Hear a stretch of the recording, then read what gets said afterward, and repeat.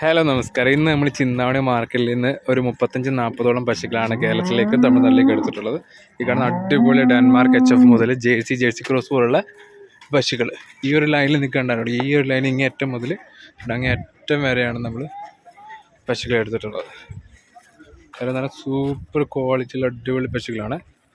ഇത് പ്രസവിച്ചതും ചനയും പ്രസവിക്കാറായതും എല്ലാ ടൈപ്പ് പശുക്കളും എടുത്തിട്ടുണ്ട്. പിന്നെ അടിപൊളി നമ്മൾ കുറച്ച് കുട്ടികൾ എടുത്തിട്ടുണ്ട്.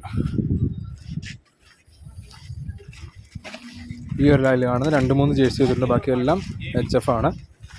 HF jersey cross